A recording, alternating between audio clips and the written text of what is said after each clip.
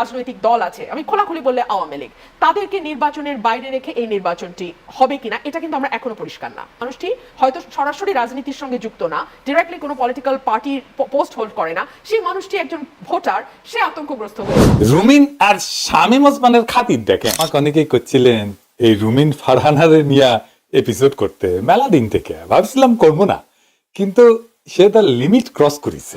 যে ধরনের mob violence আমরা লেটলি দেখেছি, এটা তো আনফরচুনেটলি আওয়ামী লীগের আমলেও আমরা দেখিনি।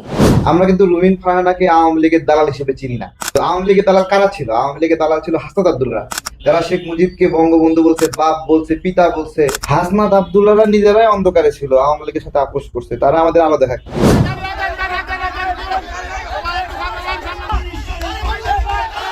আসন্ন ত্রয়োদশ জাতীয় সংসদ নির্বাচনকে কেন্দ্র করে রাজনৈতিক অঙ্গনে ইতিমধ্যেই উত্তপ্ত পরিস্থিতি বিরাজ করছে। এবারের নির্বাচনে আলোচিত প্রার্থীদের মধ্যে ব্যারিস্টার রুমিন ফারহানা অন্যতম। নিজের দল থেকে বহিষ্কার হওয়া থেকে শুরু করে আওয়ামী লীগ সংশ্লিষ্ট ইস্যুতে তিনি রীতিমতো সমালোচিত হয়ে উঠেছেন। এর মধ্যেই রাজনৈতিক বিশ্লেষকগণ তাকে আওয়ামী লীগের দালাল বলে আখ্যায়িত করেছেন। গুঞ্জন উঠেছে যে তিনি নাকি আওয়ামী লীগে যোগ দিতে যাচ্ছেন। কেনই বা এমন গুঞ্জন উঠবে না? তার বাবাও একসময় আওয়ামী লীগের কর্মী ছিলেন। পরে আওয়ামী লীগ থেকে বহিষ্কারের পর তিনি বিএনপিতে যোগ দিয়েছিলেন। তবে কি তারই মেয়ে ব্যারিস্টার রুমিন ফারহানা আবার আওয়ামী লীগে যোগদান করতে যাচ্ছেন? চলুন বিস্তারিত জেনে নেওয়া যাক প্রতিবেদনের বাকি অংশে। রাজনৈতিক দল আছে, আমি খোলাখুলি বললে আওয়ামী লীগ, তাদেরকে নির্বাচনের বাইরে রেখে এই নির্বাচনটি হবে কিনা এটা কিন্তু আমরা এখনো পরিষ্কার না। মানুষটি হয়তো সরাসরি রাজনীতির সঙ্গে যুক্ত না, ডিরেক্টলি কোনো পলিটিক্যাল পার্টির পোস্ট হোল্ড করে না, সেই মানুষটি একজন ভোটার, সে আতঙ্কগ্রস্ত। রুমিন আর শামীম ওসমানের খাতির দেখেন, আমাকে অনেকেই করছিলেন এই রুমিন ফারহানারে নিয়ে এপিসোড করতে, মেলা দিন থেকে ভাবছিলাম করবো না, কিন্তু সে তার লিমিট ক্রস করেছে। রুমিন ফারহানা কইছে যে 32 নম্বর ভাঙ্গা আছিল বিভৎস রকমের মাগিবাজি, ইয়াতুকু বিভৎস রকমের মববাজি। এটা শুনেন, ওর কথা শুনেন। 32 নাম্বারটা 24-48 ঘন্টা ধরে ভাঙা, এটা বিভৎস রকম একটা মববাজি। এবং সেই সময় আপনার নিশ্চয়ই মনে আছে হিন্দি গান বাজানো, তার সঙ্গে নাচানাচি করা, সকল কিছুই হয়েছে। রুমিন ফারহানার আব্বু ছিল সোনাদির বডিগার্ডের দল করা লোক, আওয়ামী লীগের প্রতিষ্ঠাতা সাংগঠনিক সম্পাদক। রুমিন ফারহানা নিজেই কইছে দেখেন। তো সেই হিসেবে রুমিন ফারহানা আওয়ামী লীগের ছাও বললে কি ভুল হবে না? তো রুমিনের আব্বা পরে আওয়ামী লীগ করেন নাই, মুজিবের বিরোধিতা করেছেন, তো এটা আদি পাপ করেছেন আর কি। রুমিন ফারহানার আব্বা, রুমিন তার আব্বুর করা সেই আদি পাপ, মানে আওয়ামী লীগের বিরোধিতা করার আদি পাপ এখন হাসিনার লেসপেন্সারি করে পুষাই দিচ্ছে। সাব্বাস বাঘের বাচ্চা। রুমিন, আপনাকে একটা গোপন কথা কই, আপনি জানেন যে বাংলাদেশে কয়টা ঘৃণিত নামের মধ্যে আপনি একজন? মার্শাল্লাহ, অভিনন্দন। আর একজন আছে ফজু পাগলা। তো আপনি এত ফাউল করেছেন রুমিন, যে আপনারা নিয়ে আমার আগে এপিসোড করা উচিত ছিল। তারপরেও আমার একটা স্ট্যান্ডার্ড আছে না, আমি ধরি না সবাই, আপনাকে না ধরলে হচ্ছিল না। তো যাই হোক, আমি করছিলাম না মায়া করে আর কি, চোখলা যায়। কিন্তু 32 নম্বর ভাঙাকে বিভৎস বাজি ওইয়া তুকু মগবাজি, মগবাজি না মগবাজি কয় ঠিক থাকবার পেলাম না। 32 নম্বর ভাঙার ডাক আমি দিছিলাম, বুলডোজার আমি স্লোগান করছিলাম। হ্যাঁ, আমি নিজে গর্বের সাথে দায় নিচ্ছি 32 নম্বর ভাঙার। ওইখানে হিন্দি গান গায়ে নাচানাচি হয়েছে রুমিন, হ্যাঁ হয়েছে কিনা জানি না। নাচানাচি আপনি একাই হিন্দি গানের সাথে করবেন? হ্যাঁ, ইন্ডিয়ার ঠিক আনিছেন জন্য 32 নম্বরে প্রথম আঘাত করা হয়েছে আল্লাহু আকবার কইয়া, নারায়ে তাকবীর কইয়া। আপনি মনে হয় তখন ইয়ানফসি পড়িছিলেন, তাই খেয়াল করতে পারেন নাই।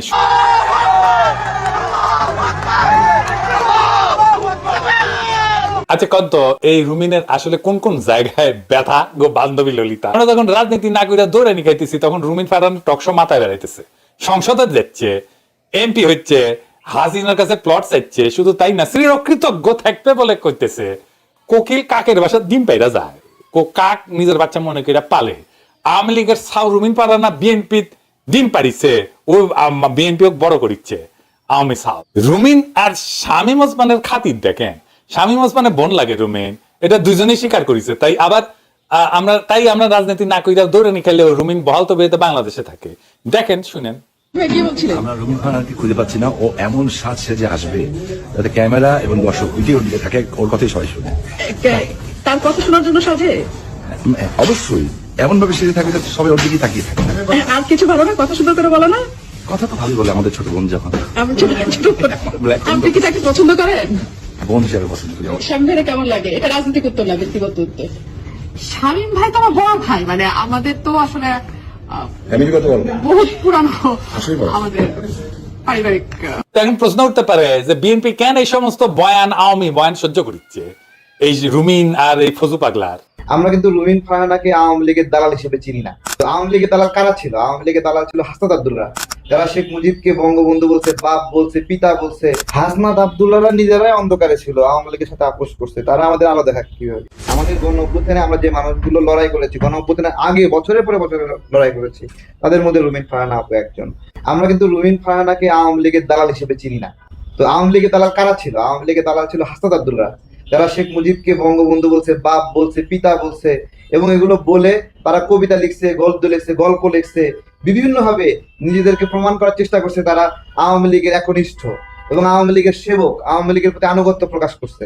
এখন তারা এই গণ অভ্যুত্থানের পরে এসে হঠাৎ করে, আগে তো কেউ চিনতো না, আগে তো কেউ চিনতাম না, গণ অভ্যুত্থানের মধ্যেও চিনতাম না কেউ কাউরে, তাহলে রুমিন ফারহানাকে আমরা ঠিকই চিনতাম, কিন্তু এরা গণ অভ্যুত্থানের পরে এসে মিডিয়ার ফোকাস দিল এদের দিকে, এরা বড় বড় নেতা হয়ে গেল। এখন রুমিন ফারহানা আর প্রয়োজন নাই। আমাদের গণ অভ্যুত্থানে আমরা যে মানুষগুলো লড়াই করেছি, গণ অভ্যুত্থানের আগে বছরের পরে বছরে লড়াই করেছি, তাদের মধ্যে রুমিন ফারহানা আপু একজন। একটা মানুষকে হ্যারাসমেন্ট করলে অনেকভাবে হ্যারাসমেন্ট করা যায়। যে মানুষগুলো তাকে সামাজিক যোগাযোগ মাধ্যমে হ্যারাসমেন্ট করতেছে, সাইবার বুলিং করতেছে, তাদের বাসাতেও তাদের মা আছে, বোন আছে, এই পরিবার আছে, তাই না? তাহলে সেই জায়গাতে তাদের পরিবারের সদস্য যখন দেখে একটা মানুষ যখন তাকে নিয়ে নোংরা কথা লিখছে, ওর বাসায় ওর মেয়ে আছে না, ওর মা আছে না, ওর বোন আছে না, তো ওর বোন যখন দেখে যে তার ভাই আর একটা নারী নেত্রীকে এভাবে নোংরা ভাষায় কথা বলছে, তখন অবস্থাটা কিরকম হয়? তো গণ অভ্যুত্থানে এবং আওয়ামী ফ্যাসিবাদের বিরুদ্ধে লড়াকু সৈনিক রুমিন ফারহানা আপুকে হঠাৎ করে আওয়ামী লীগের দোসর বানায় দেবে, আওয়ামী লীগের মুখপাত্র বানায় দেবে, বিএনপিতে আওয়ামী লীগ বিষয়ক মুখপাত্র, এইসব যখন বলছে, তখন একটা যারা দীর্ঘদিন কষ্ট করছে তাদের মনে সেই কষ্টটা আসা খুবই স্বাভাবিক, তাই না?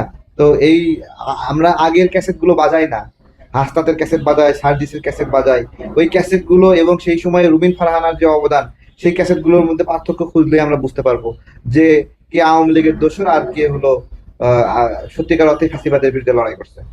হাসনাত আব্দুল্লাহরা নিজেরাই অন্ধকারে ছিল, আওয়ামী লীগের সাথে আপোষ করছে। তারা আমাদের আলো দেখা কিভাবে? এই গণ অভ্যুত্থানে বৈষম্য বিরোধী ছাত্র আন্দোলনের প্রতি আমরা কৃতজ্ঞ, কিন্তু হাসনাত এবং সার্জিস সেই স্রোতের সঙ্গে ছিল না। তারা সর্বোচ্চ চেষ্টা করছে আওয়ামী লীগের পারপাস সাফ করার জন্য। তো প্রিয় দর্শক, এতক্ষণ আমাদের সাথে থাকার জন্য আপনাদের অসংখ্য ধন্যবাদ।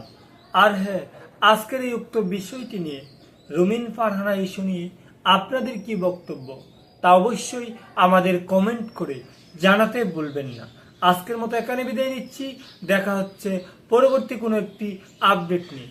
ভালো থাকবেন সবাই, ধন্যবাদ সবাইকে।